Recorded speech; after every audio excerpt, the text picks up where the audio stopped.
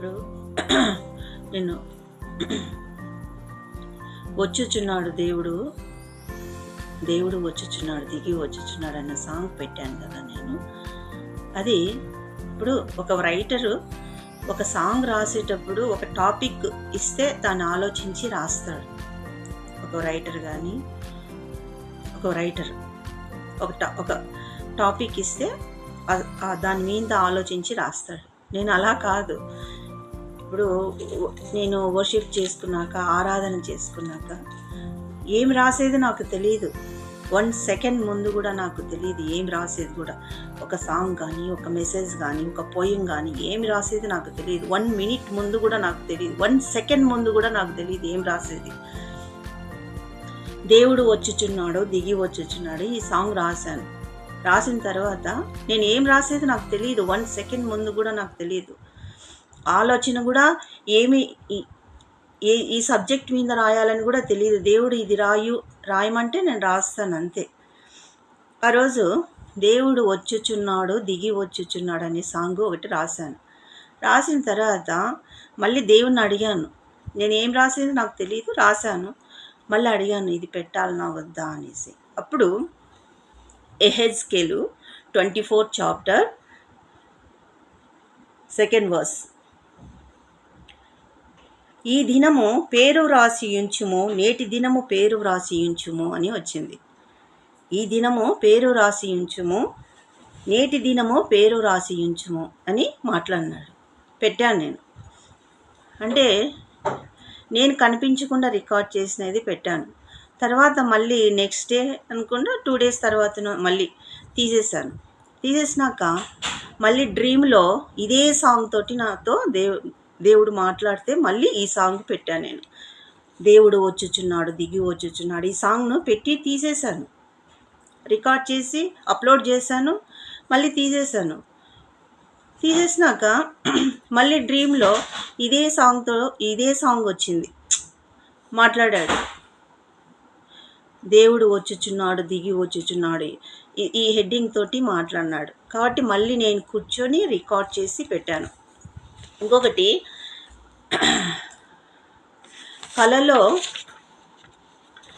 కలలో కంటికి కానవచ్చి నేను ఈ దర్శనము పరిశుద్ధ వాక్య దర్శనము నింగి నుంచి భూమిపైకి నిచ్చెన వ్రేలాడుట నాకు కానవచ్చినాయి అని సాంగ్ రికార్డ్ చేసి పెట్టాను.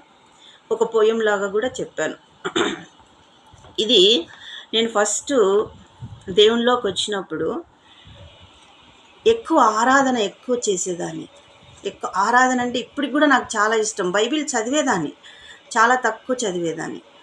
అప్పుడు నాకు డ్రీమ్లో ఆకాశం నుంచి నిచ్చెన ల్యాడర్ ఆకాశం నుంచి కిందికి వ్రేలాడుట నాకు కలలో కనిపించింది. దాని మీద మనుషులు ఎక్కుతున్నారు దిగుతున్నారు. సైడ్ ఒక వాయిస్, మనిషి కనిపించిన ఒక వాయిస్, ల్యాడర్ మీద ఎక్కేది దిగేది కనిపిస్తుంది.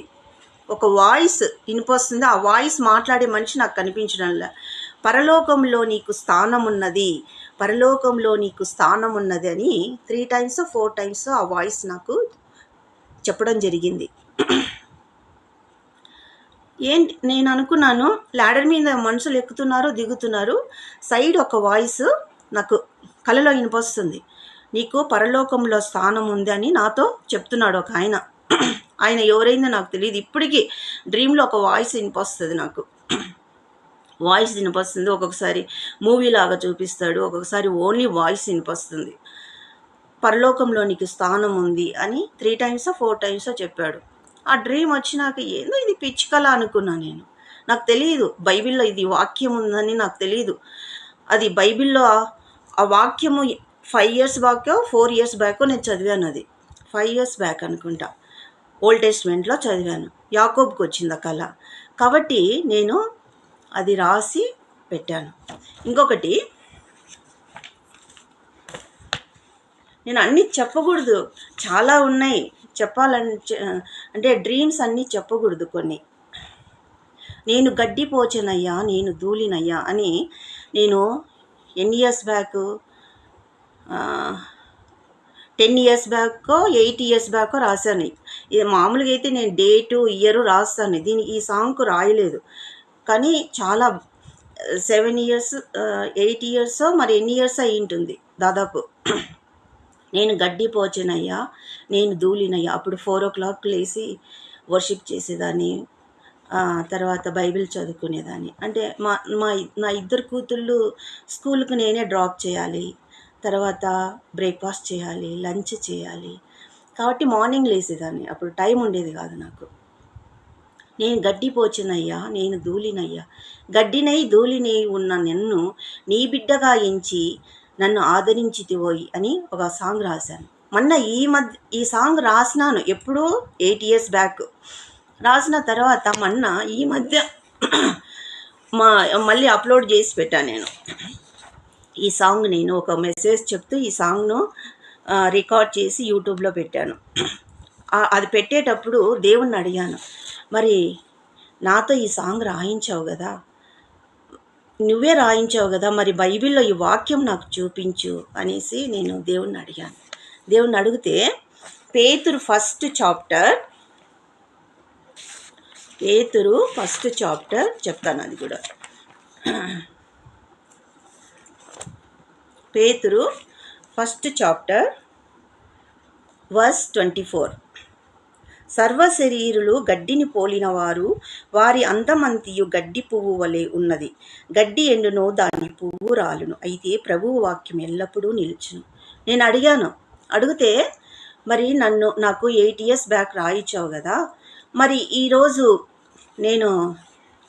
ఆ రోజు నువ్వు చెప్తేనే నేను రాశాను కదా, మరి బైబిల్లో ఈ వాక్యం చూపించు అని నేను అడిగితే బైబిల్ ఇలా తిప్పాను. ఫస్ట్ ఒకసారి తిప్పాను, సెకండ్ ఇలా తిప్పాను, రాలే. థర్డ్ ఇలా తిప్పాను, ఫోర్త్ థర్డ్ టైమో వచ్చింది ఈ పేజ్. నాకు ఈ వాక్యం ఎక్కడుండేది నాకు తెలీదు. పేతురు ఫస్ట్ చాప్టర్ వర్స్ 24. సర్వశరీరులు గడ్డిని పోలిన వారు, వారి అందమంతయు గడ్డి పువ్వు వలె ఉన్నది. గడ్డి ఎండును, దాని పువ్వును రాలును, అయితే ప్రభువు వాక్యం ఎల్లప్పుడూ ఎండును. ఈ సాంగ్కు ఆ సాంగ్ రాయించావు కదా, మరి ఈ వాక్యం నాకు బైబిల్లో చూయించు అంటే బైబిల్ ఇలా తిప్పితే ఇట్లా తిప్పిన తర్వాత థర్డ్ టైమో ఫోర్త్ టైమో ఈ వాక్యం చూపించాడు నాకు. అప్పుడు మళ్ళీ రికార్డ్ చేసి నేను సాంగ్ను, వాక్యమును మెసేజ్ ఇచ్చి రికార్డ్ చేసి పెట్టాను.